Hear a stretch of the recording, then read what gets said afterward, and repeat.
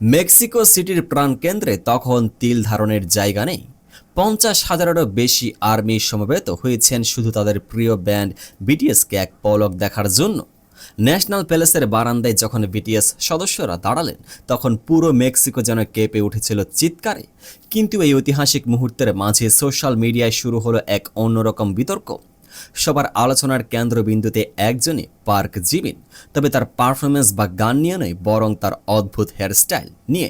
কেন মেক্সিকোর এই সফর জিমিনের জন্য একটি নেতিবাচক আলোচনার জন্ম দিল?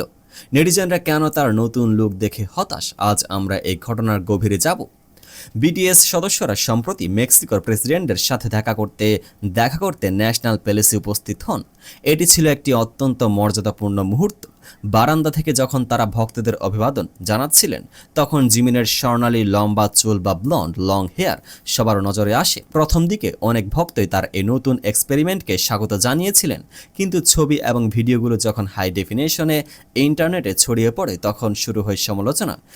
নেটিজেনদের একটি বড় অংশ দাবি করছেন এই স্টাইলিংটি জিমিনের ব্যক্তিত্বের সাথে মোটেও মানানসই ছিল না। কোরিয়ান অনলাইন কমিউনিটিগুলোতে জিমিনের এই লুক নিয়ে বইছে সমালোচনার ঝড়। চলুন দেখে নেওয়া যাক নেটিজেনরা আসলে কি বলছেন। একজন ইউজার মন্তব্য করেছেন, চুল লম্বা হওয়া বড় কথা নয়, কিন্তু এই নির্দিষ্ট স্টাইলটি মোটেও সুন্দর লাগছে না। অনেকে আবার মনে করছেন এটি কোনো তড়িঘড়ি করা হেয়ার স্টাইল। তাদের মতে জিমিনকে দেখে মনে হচ্ছিল তিনি খুব তাড়াহুড়ো করে চুল শুকিয়ে চলে এসেছেন, কোনো প্রফেশনাল টাচ ছিল না। সবচেয়ে কঠোর সমালোচনা এসেছে তার চুলের এক্সটেনশন নিয়ে। কিছু ভক্ত সরাসরি বলেছেন এক্সটেনশনগুলো একদমই স্বাভাবিক লাগছে না, বরং এটি তার মুখের গড়নের সাথেও মানাচ্ছে না।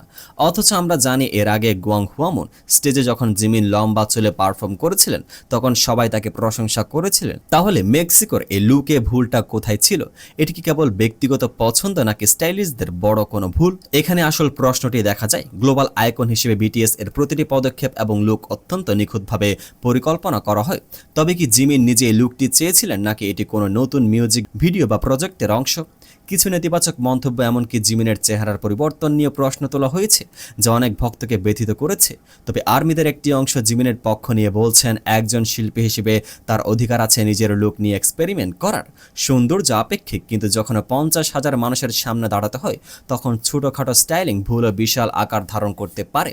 আর জিমিনের ক্ষেত্রেও ঠিক তাই ঘটেছে। মেক্সিকোর সেই ঐতিহাসিক বারান্দা থেকে শুরু হওয়ায় বিতর্ক এখন বিশ্বজুড়ে বিটিএস ভক্তদের দুই ভাগে বিভক্ত করে দিয়েছে। একদিকে যারা জিমিনের সাহসের প্রশংসা করছেন, অন্যদিকে যারা মনে করছেন তার পুরনো সেই স্টাইলই সেরা ছিল। আপনার কি মনে হয় জিমিনের এই ব্লন্ড লম্বা চুল কি সত্যি মানানসই ছিল না, নাকি নেটিজেনরা কারণে একটু বেশি কঠোর সমালোচনা করছেন? আপনার মূল্যবান মতামত অবশ্যই নিচে কমেন্ট বক্সে জানান। আপনি যদি জিমিনের এই নতুন লুক পছন্দ করে থাকেন, তবে ভিডিওটি একটি লাইক দিন। আর বিটিএস এবং কে-পপ জগতের এমন আরও ইনডেপথ ইনসাইড স্টোরি জানতে আমাদের চ্যানেলটি সাবস্ক্রাইব করে সাথে থাকুন। দেখা হবে পরবর্তী ভিডিওতে। পেজটিকে ফলো করুন।